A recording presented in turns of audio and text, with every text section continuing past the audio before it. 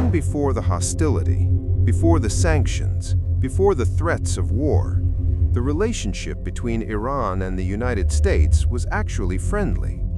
In the early 1900s, America wasn't seen as an enemy in Iran. Unlike some European powers, the United States had no colonial history in the country. Many Iranians even saw America as a neutral partner, a country that could help Iran modernize. But beneath the surface, something powerful was about to change everything. Oil. Iran sits on some of the largest oil reserves in the world. For decades, much of that oil was controlled by foreign companies, especially British interests. Many Iranians believed their country was being robbed of its own wealth. Then, in 1951, a bold leader stepped forward. His name was Mohammad Mossadegh. He became Iran's Prime Minister, and he made a decision that shocked the world. He nationalized Iran's oil industry, taking control away from foreign companies. To many Iranians, he was a hero, but to powerful governments in the West, he was a problem. The British government was furious. Without Iranian oil, their economy would suffer. So they turned to a powerful ally for help, the United States. At the height of the Cold War, American leaders feared that political instability in Iran might allow the Soviet Union to gain influence in the region. So, in 1953, the US and Britain launched a covert operation. Its goal? Remove Mossadegh from power. The operation involved propaganda, bribery, and even paid protesters. After days of chaos in Tehran, the government collapsed. Mossadegh was arrested, and a new ruler returned to power. The man restored to the throne was Mohammad Reza Pahlavi, known as the Shah of Iran.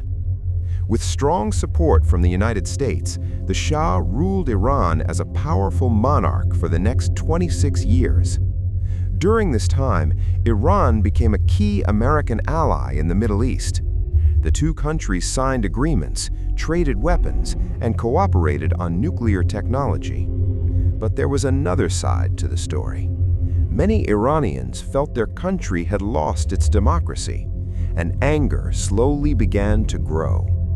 Under the Shah, Iran modernized rapidly, but political opposition was crushed. The government's secret police, known as Savak, hunted critics and dissidents. Many people believed the Shah stayed in power because of American support. To millions of Iranians, the United States was no longer a friend. It was now seen as the power behind the throne, and the frustration kept growing until it finally exploded. Scene 6: The Revolution. In 1979, Iran erupted in revolution. Millions of people flooded the streets. The Shah fled the country, and a new leader emerged, Ruhollah Khomeini. Iran transformed into an Islamic republic. But the revolution didn't just overthrow a king, it destroyed Iran's relationship with the United States. Later that same year, Iranian students stormed the embassy in Tehran. They took 52 Americans hostage. For 444 days, the crisis dominated global headlines. Diplomatic relations between Iran and the United States were completely cut off. From that moment on, the two nations became bitter enemies. By the early 2000s, a new chapter of tension began to unfold. Iran started developing a nuclear program. Iran insisted the program was meant for peaceful purposes, like energy and medical research. But the United States and several Western countries feared something else. They believed Iran might be secretly trying to build nuclear weapons. And if that happened, it could dramatically shift the balance of power in the Middle East. So the pressure began. The United States responded with heavy economic sanctions.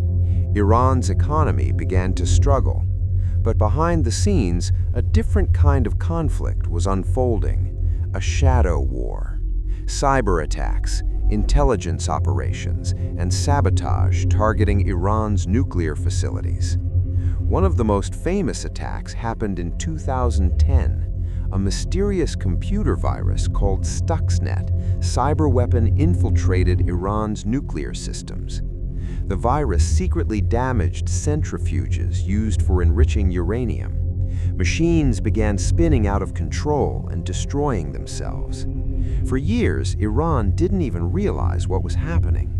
It was one of the first cyberweapons in history used to destroy nuclear equipment.